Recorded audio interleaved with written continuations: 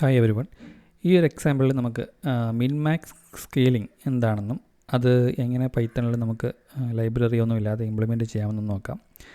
അപ്പോൾ minmax scaling എന്ന് പറയുന്ന ഓപ്പറേഷൻ നമ്മൾ ഒരു സെറ്റ് ഓഫ് നമ്പേഴ്സിന് ചെയ്യുന്നൊരു ഓപ്പറേഷനാണ്. ഉദാഹരണത്തിന് അതിൻ്റെ ആവശ്യം എന്താണെന്ന് നമുക്ക് ആദ്യമേ പറയാം. ഉദാഹരണത്തിന് നമ്മൾ machine learning, data science, algorithms ഒക്കെ ട്രെയിൻ ചെയ്യുമ്പം നമ്മുടെ ഡേറ്റയിൽ പല ടൈപ്പ് ഓഫ് ആട്രിബ്യൂട്ട്സ് അല്ലെങ്കിൽ കോളം വാല്യൂസ് നമുക്കുണ്ട്. നമ്മൾ ഫീച്ചേഴ്സ് എന്ന് പറയുന്ന ആട്രിബ്യൂട്ട് എന്നോ കോളം എന്നോ ഫീച്ചേഴ്സ് എന്നൊക്കെ പല പേരിലും അറിയപ്പെടാറുണ്ട്. അപ്പോൾ അതിൽ പല മാഗ്നിറ്റ്യൂഡിൽ വരുന്ന വാല്യൂസ് ഉണ്ട്. ഉദാഹരണത്തിന് നമുക്ക് ഏജ് എന്ന് പറയുന്ന ഒരു കോളം ഉണ്ടെങ്കിൽ, അതിൻ്റെ ഡേറ്റ ഉണ്ടെങ്കിൽ നമുക്കറിയാം ആളുകളുടെ ഏജ് എടുത്തു കഴിഞ്ഞാൽ അതൊരു 0 ഇയർ തൊട്ട് മാക്സിമം പോയാൽ ഒരു 100 വരെ ഒക്കെ വരുന്ന വാല്യൂസ് ഇതിൽ ഉണ്ടാവുള്ളൂ. നേരെ മറിച്ച് ഇൻകം എന്ന് പറയുന്ന ഒരു കോളം നമ്മൾ എടുത്തു കഴിഞ്ഞാൽ നമുക്ക് എന്താ പറ്റുക, വളരെ ചെറിയ വാല്യൂ തൊട്ട് ഒരു 10,000 തൊട്ടോ അല്ലെങ്കിൽ ഒരു ചെറിയ വാല്യൂ തൊട്ട് ഒരു വലിയ വാല്യൂ, അതായത് in terms of lakhs or tens of lakhs or crores of values നമുക്കതിൽ പോസിബിളാണ്. സോ ഈ ഏജിനെയും ഇൻകത്തെയും തമ്മിൽ വെച്ച് കമ്പയർ ചെയ്ത് കഴിഞ്ഞാൽ ഈ കോളം 1 C1 എന്ന് പറയുന്ന ഏജും C2 എന്ന് പറയുന്ന ഇൻകവും തമ്മിൽ കമ്പയർ ചെയ്ത് കഴിഞ്ഞാൽ കോളം 1ൻ്റെ മാഗ്നിറ്റ്യൂഡ് അല്ലെങ്കിൽ അതിൻ്റെ റേഞ്ച് ഓഫ് വാല്യൂസ് എന്ന് പറഞ്ഞാൽ വളരെ ചെറിയ സൈസിലുള്ള അല്ലെങ്കിൽ അതിൻ്റെ ചെറിയ മാഗ്നിറ്റ്യൂഡ് ഓർ സ്ട്രെങ്തിലുള്ള ഒരു കോളവും, നേരെ മറിച്ച് ഇൻകം എന്ന് പറയുമ്പോൾ വലിയ സ്ട്രെങ്തിൽ വരുന്നൊരു കോളവുമാണ്. അപ്പോൾ നമ്മളൊരു മെഷീൻ ലേണിംഗ് മോഡലിലോട്ട് ഈ 2 കോളവും കൊടുത്തു കഴിഞ്ഞാൽ, ഇൻപുട്ടായിട്ട് കൊടുത്തു കഴിഞ്ഞാൽ ഈ ML മോഡലിന് അല്ലെങ്കിൽ ഡാറ്റാ സയൻസ് മോഡലിന് ഇതിൽ ഏറ്റവും കൂടുതൽ സ്വാഭാവികമായിട്ടും സ്ട്രെസ് അല്ലെങ്കിൽ വെയിറ്റേജ് കിട്ടുന്നത്, അതിൻ്റെ ഇമ്പോർട്ടൻസ് കൂടുതൽ കിട്ടുന്നത് C2 കോളത്തിനായിരിക്കും. കാരണം in terms of magnitude C2 column C1 കോളത്തെക്കാളും വളരെ വലുതാണ്. അപ്പോൾ ഒരുപക്ഷെ ആ ഒരു വ്യത്യാസം കൊണ്ട് നമുക്ക് C1 കോളത്തിൽ എന്തെങ്കിലും യൂസ്ഫുൾ ഇൻഫർമേഷൻ ഉണ്ടെങ്കിൽ തന്നെ ചിലപ്പോൾ അത് കിട്ടാതെ പോകാം. കാരണം C2 ആണ് ഇവിടെ ഡൊമിനേറ്റ് ചെയ്ത് വരുന്നത്. സോ അത് ഒഴിവാക്കാനായിട്ടാണ് നമ്മൾ സ്കെയിലിംഗ് എന്ന് പറയുന്ന കൺസെപ്റ്റ് യൂസ് ചെയ്യുന്നത്. സ്കെയിലിംഗ് ചെയ്യുന്നത് ഈ 2 C1നെയും C2നെയും ഒരു കമ്പയറബിൾ റേഞ്ചിലോട്ട് രണ്ടിനെയും കൺവേർട്ട് ചെയ്യും. വിത്തൗട്ട് അതിൻ്റെ അകത്ത് ഇൻഫർമേഷൻ ഒന്നും നഷ്ടപ്പെടാതെ തന്നെ അതിനെ കൺവേർട്ട് ചെയ്യും എന്നുള്ളതാണ് സ്കെയിലിംഗ് ചെയ്യുന്നത്. ഓക്കെ, സോ ആ കമ്പയറബിൾ റേഞ്ചിൽ എത്തിക്കഴിഞ്ഞ് കഴിഞ്ഞാൽ നമുക്ക് ഇതിനെ രണ്ടിനെയും ഒരു മെഷീൻ ലേണിംഗ് മോഡലിലോട്ട് ഇൻപുട്ടായിട്ട് കൊടുക്കാൻ സാധിക്കും.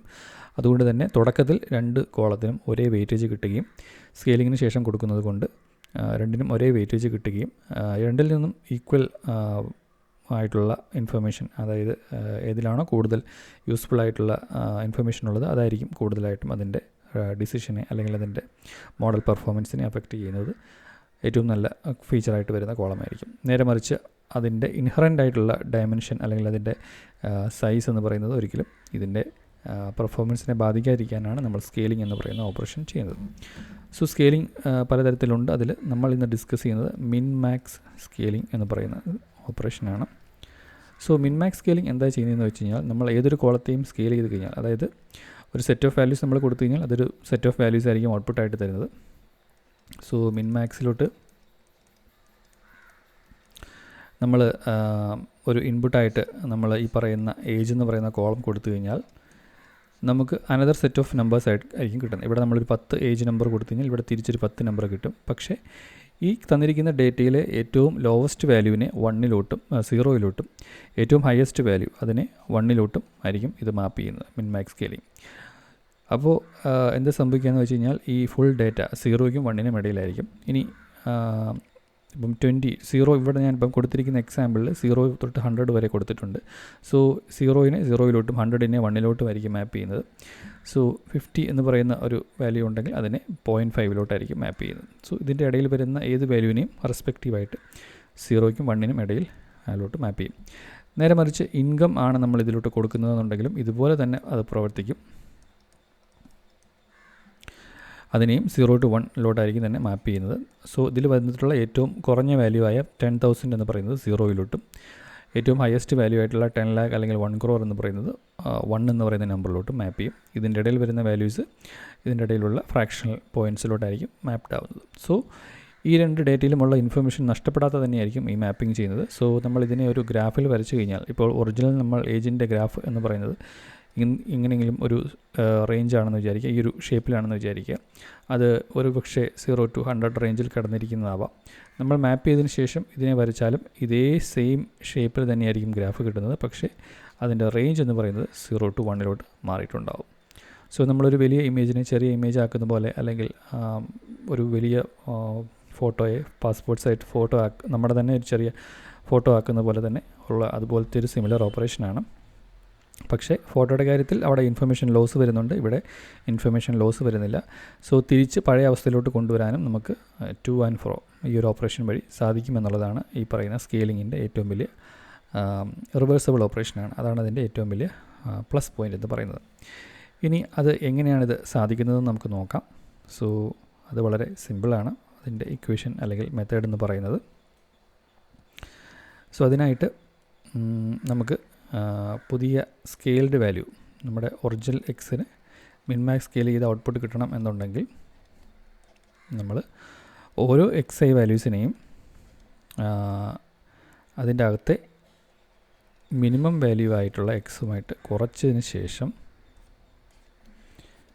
അതിനെ മാക്സിമം വാല്യൂ ഓഫ് എക്സ്, എക്സിൽ വന്നിട്ടുള്ള maximum value minus min of X,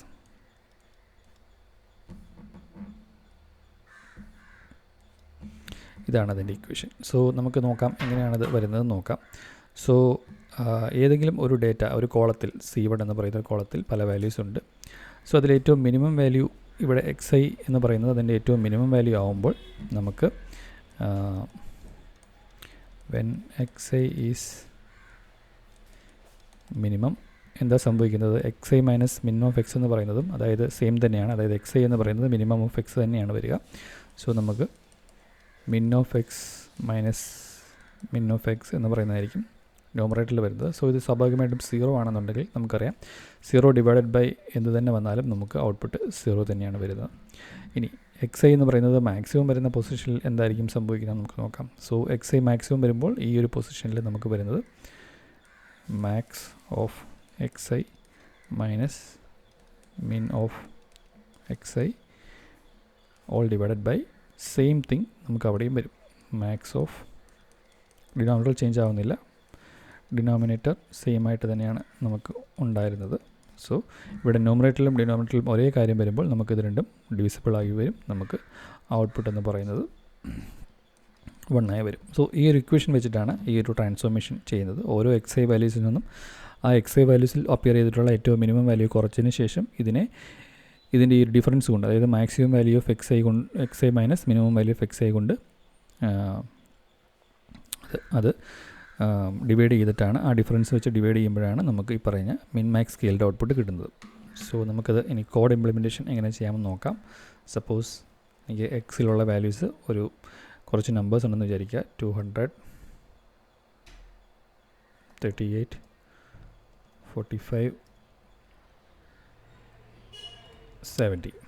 okay, ഈ രീതിയിലാണ് ആ വാല്യൂസ് വന്നതെന്ന് വിചാരിക്കുക. സോ ഇതിൻ്റെ ഇക്വേഷൻ ഇംപ്ലിമെൻറ്റേഷൻ ചെയ്യാനായിട്ട് എനിക്ക് വേണമെങ്കിൽ ഫംഗ്ഷനായിട്ട് ചെയ്യാം. സോ ഡെഫ് മിൻ മാക്സ് ഓഫ് എക്സ് എന്ന് പറഞ്ഞ് കൊടുത്താൽ എനിക്ക് ഈ കാര്യം ചെയ്യാനായിട്ട് ഇതിൻ്റെ മിനിമം വാല്യൂ മാക്സിമം വാല്യൂയും അറിഞ്ഞിരിക്കണം. ഓക്കെ, സോ അതറിയാനായിട്ട് ഞാൻ മിൻ ഓഫ് എക്സ് എന്ന് പറയുന്ന ഫംഗ്ഷൻ എടുക്കുന്നു. ലോവസ്റ്റ്, ഇനി ഹയസ്റ്റ് അറിയാൻ വേണ്ടിയിട്ട് മാക്സ് ഓഫ് എക്സ് എടുക്കുന്നു. ഇനി അതിൻ്റെ ഡിഫറൻസ് ഡിനോമിനേറ്റർ കാൽക്കുലേറ്റ് ചെയ്യാനായിട്ട് ഞാൻ ഹയസ്റ്റ് മൈനസ് ലോവസ്റ്റ് കമ്പ്യൂട്ട് ചെയ്യുന്നു. ഓക്കെ, സോ ഇനി അടുത്തതായിട്ട് നമ്മൾ ഓരോ വാല്യൂവിനെയും മിൻ വാല്യൂ കൊണ്ട് കുറച്ച ശേഷം ഈ ഡിനോമിനേറ്റർ കൊണ്ട് ഡിവൈഡ് ചെയ്യുകയാണ് ചെയ്യേണ്ടത്. സോ അതിന് മുന്നേ ഈ സ്കെയിൽഡ് വാല്യൂസ് സ്റ്റോർ ചെയ്യാൻ വേണ്ടിയിട്ട് ഞാൻ ഒരു വേരിയബിൾ ഔട്ട്പുട്ട് വേരിയബിൾ സ്റ്റോർ ചെയ്യുവാണ്. ഓർ സ്കെയിൽഡ് എക്സ് എന്ന് പറയുന്ന പേര് കൊടുക്കാം. അതൊരു എംപ്റ്റി ലിസ്റ്റാണ്. സോ ഇതിലോട്ടായിരിക്കും നമ്മൾ ഓരോ വാല്യൂ എടുത്ത് ഈ ഓപ്പറേഷൻ ചെയ്ത് ആ റിസൾട്ട് സ്റ്റോർ ചെയ്യുന്നത്. So for value in X നമുക്ക് എക്സ് മൈനസ് നമ്മുടെ ലോവസ്റ്റ് മിൻ ഓഫ് എക്സ് നമ്മൾ കമ്പ്യൂട്ട് ചെയ്ത് വെച്ചിട്ടുണ്ട്. ലോവസ്റ്റ് ഡിവൈഡഡ് ബൈ ഈ പറയുന്ന ഡിഫറൻസ് നമ്മൾ കമ്പ്യൂട്ട് ചെയ്ത് വെച്ചിട്ടുണ്ട് ഡിനോമിനേറ്റർ. ഇത് നമ്മൾ സ്കെയിൽഡ് എക്സിലോട്ട് അപ്പെൻഡ് ചെയ്യണം. സോ ഇതാണ് നമ്മുടെ സ്കെയിൽഡ് വാല്യൂ എന്ന് പറയുന്നത്. അത് വേണമെങ്കിൽ ഒരു വേരിയബിൾ സ്റ്റോർ ചെയ്ത ശേഷം നമുക്ക് അത് തന്നെ അപ്പെൻഡ് ചെയ്യാം. സോ സ്കെയിൽഡ് എക്സിലോട്ട് നമുക്ക് അത് അപ്പെൻഡ് ചെയ്യാവുന്നതാണ്. V scaled. സോ ഇത്രയും ചെയ്ത് കഴിഞ്ഞാൽ നമ്മുടെ സ്കെയിൽഡ് എക്സിൽ ഫുൾ വാല്യൂസും എല്ലാ വാല്യൂസിൻ്റെയും ഇക്വലൻ്റ് മാപ്ഡ് വെർഷൻസ് കാണും. അത് നമുക്ക് റിട്ടേൺ ചെയ്യാവുന്നതാണ്. ഓക്കെ, സോ ഇവിടെ ഫംഗ്ഷൻ ഡെഫിനിഷൻ കഴിഞ്ഞു. ഇനി ഈ ഫംഗ്ഷൻ കോളിങ്ങിൽ നമുക്കിത് വിളിച്ചു കഴിഞ്ഞാൽ നമുക്ക് നോക്കാം ഓരോ വാല്യൂസും എങ്ങനെയാണ് വരുന്നതെന്നുള്ളത്. സോ ഇവിടെ ഒരു എറർ വന്നിട്ടുണ്ട്. നമുക്ക് നോക്കാം ആ എറർ എന്താണെന്നുള്ളത്. So we scaled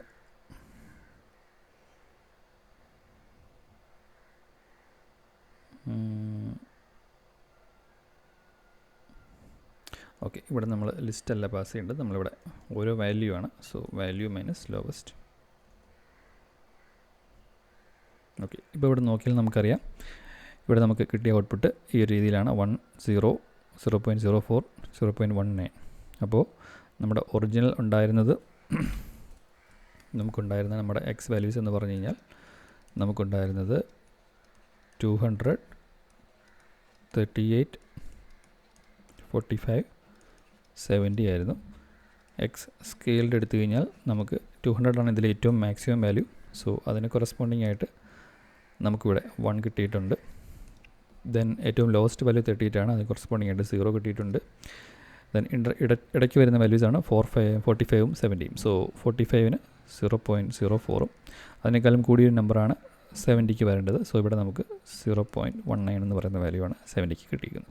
so 1 to 1 mapping ആണ്. ഓരോ നമ്പറിനെയും അതായത് 0ക്കും 1നും ഇടയിലോട്ടുള്ള നമ്പേഴ്സൊക്കെ മാറ്റി 4 നമ്പർ ഇൻപുട്ടായിട്ട് കൊടുത്തപ്പോൾ 4 നമ്പർ ഔട്ട്പുട്ടായിട്ട് തിരിച്ച് തരുന്നുണ്ട്. സോ ഈ രീതിയിൽ നമുക്ക് മിൻമാക്സ് സ്കെയിലിംഗ് ചെയ്യാൻ നോക്കാം. ഇത് ഗ്രാഫ് വരച്ച് നോക്കിയാലും ഒരേ ഷേപ്പായിരിക്കും കിട്ടുന്നത്. കാരണം ആ ഒരു ഇൻഫർമേഷൻ നഷ്ടപ്പെട്ടിട്ടില്ല. ആ ഒരു ചേഞ്ച് അതിൻ്റെ റേഞ്ച് മാത്രമാണ്, അല്ലെങ്കിൽ അതിൻ്റെ സ്കെയിൽ മാത്രമാണ് മാറിയിട്ടുള്ളത്.